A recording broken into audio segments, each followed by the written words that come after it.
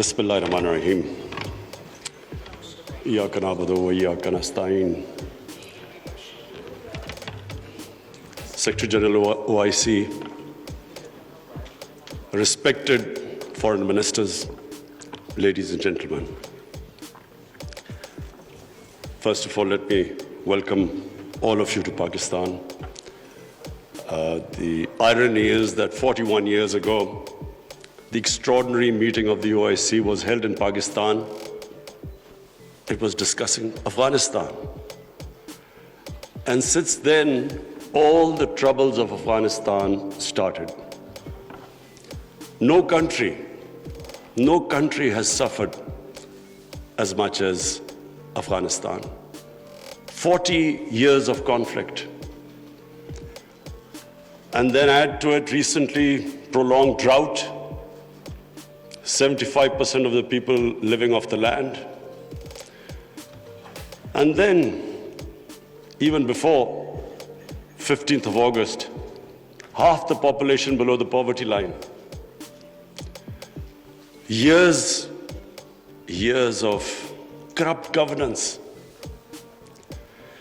75% of the budget supported by foreign aid. Now, a country in this situation, after 15th August, if the foreign aid dries up, the foreign reserves get frozen, banking system freezes, any country is going to collapse, let alone Afghanistan, which has suffered for the past 40 years. So I'm really glad all the speakers before me mentioned the gravity of the situation. Especially, I would like to point out what Michael Griffith, Under Secretary of the United Nations Secretary General, what he had to say, the figures he gave. So the point is that if the world does not act, this will be the biggest man-made crisis which is unfolding in front of us. We, the OIC, it's a big responsibility on us, because not only is it the situation in Afghanistan as it unfolds, but it's a religious duty to help them.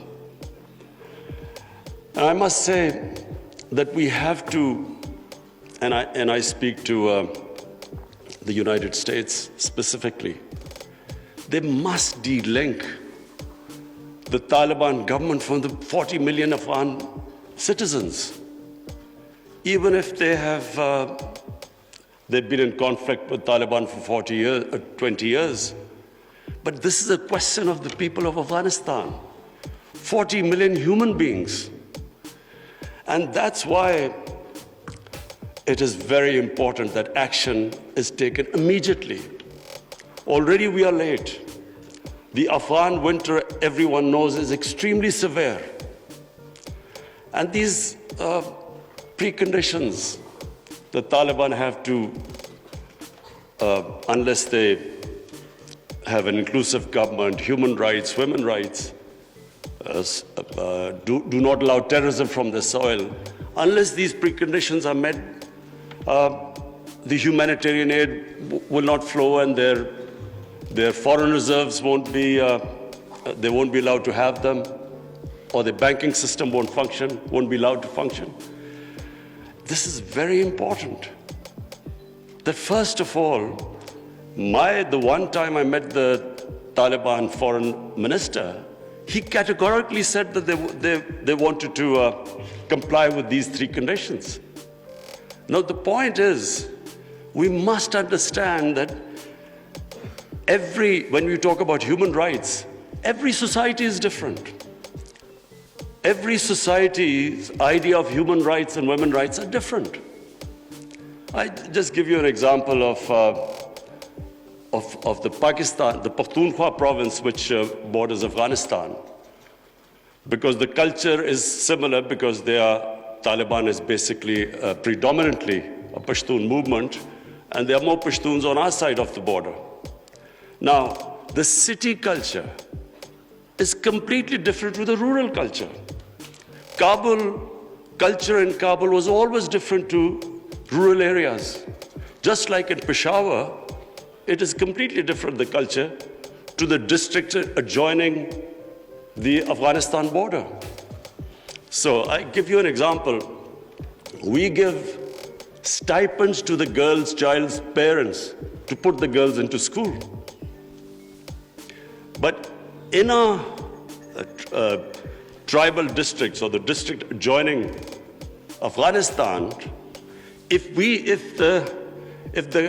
are not sensitive to the cultural norms of those people, even with stipends, they won't send the girls to school. But if we are sensitive to their cultural norms, without stipends, they're willing to send the girls to school. So this sensitivity, I'm afraid, when we are talking about human rights and women's rights, we have to be sensitive about this. But my big worry is that unless action is taken immediately, and I mean immediately, because we've been saying this for now 2-3 months, unless action is taken immediately, Afghanistan is heading for chaos. Any government, when it can't pay its salaries of its public servants, hospital, doctors, nurses, any government is going to collapse. But chaos suits no one. It certainly does not suit the United States. Because what if there's chaos there, and chaos means the inability, if the Afghan government does not have the ability to fight terrorism. And we know ISIL is now a threat. It has been a threat. We have had attacks from Afghan border, from ISIL into Pakistan. So the only way you can control what is, and ISIL is capable of international terrorism. And the only reason you can deal with it is if there's a stable Afghan government. And same with Pakistan. Our worry is, and remember, Pakistan lost 80,000 people. We were the biggest collateral damage of the Afghan war. Our economy was shattered. Over $100 billion lost to the economy. 3.5 million people internally displaced. Well, the last thing we want is chaos in Afghanistan, more refugees. We already have over 3 billion Afghan refugees. To date, we have 234,000 Afghans who've overstayed their visa because their situation in Afghanistan means they can't go back.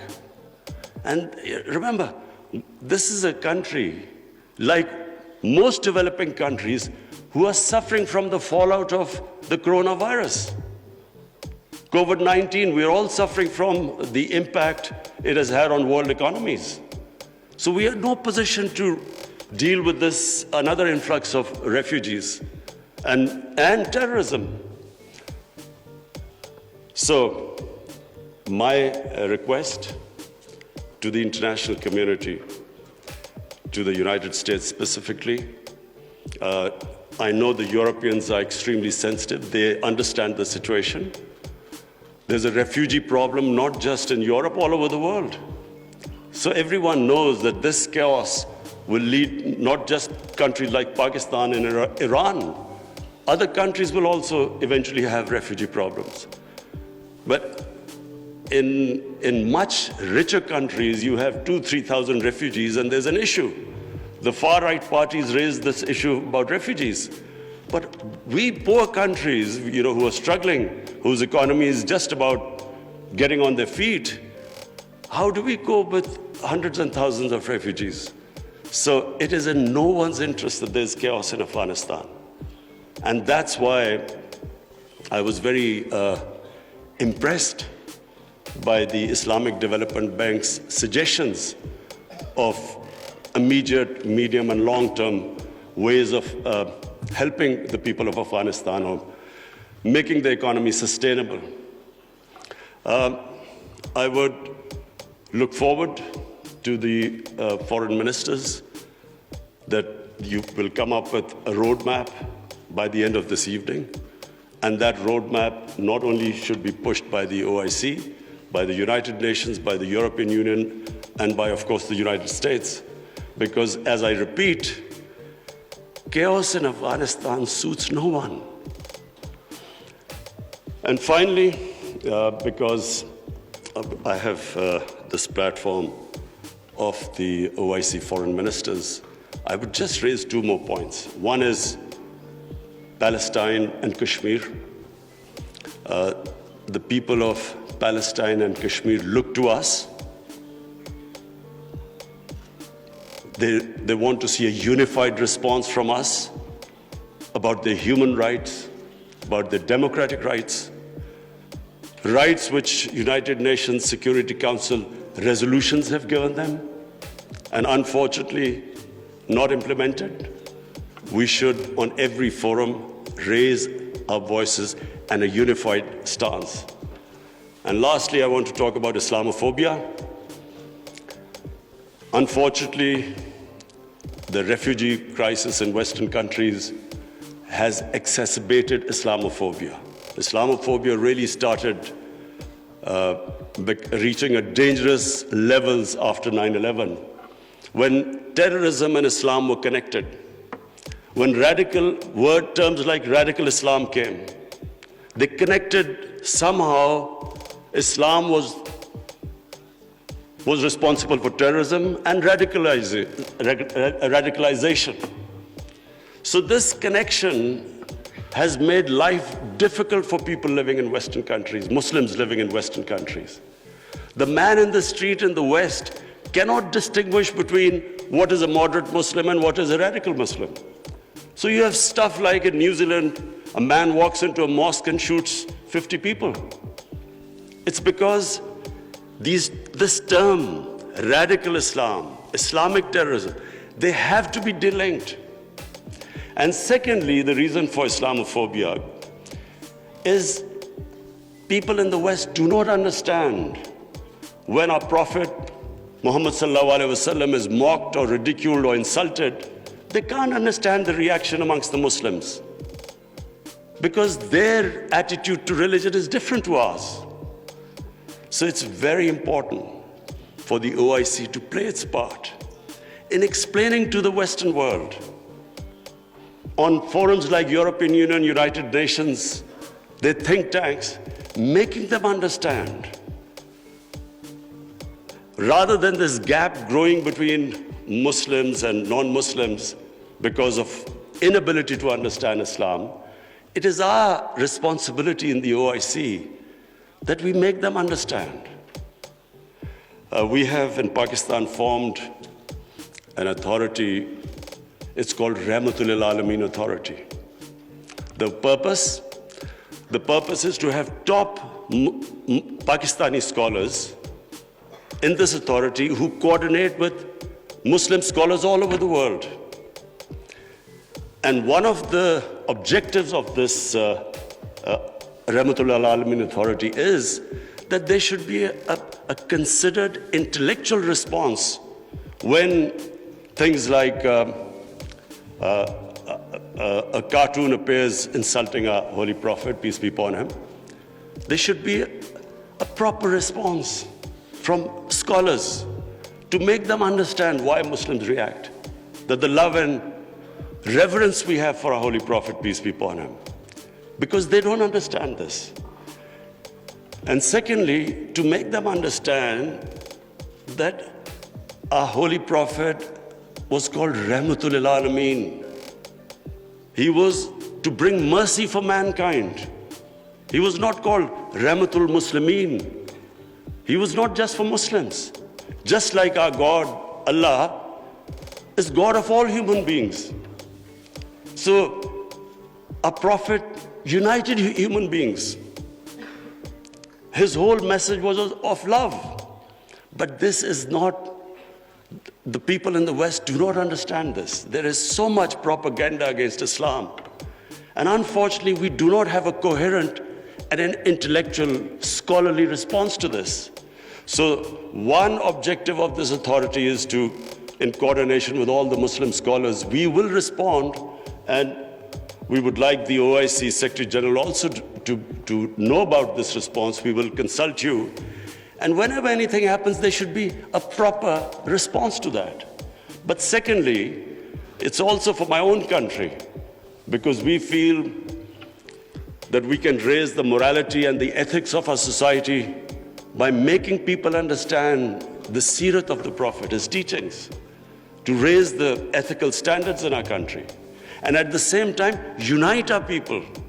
Because unfortunately, religion is used by elements in our society to divide people, spread hatred. The whole idea is to unite human beings under the teachings of our Prophet. So finally, I again welcome all of you. I hope we have a very productive session this afternoon, and then we come up with a very coherent a strategy, which I said immediate, medium term and long term, how to get Afghanistan out of this crisis. Thank you.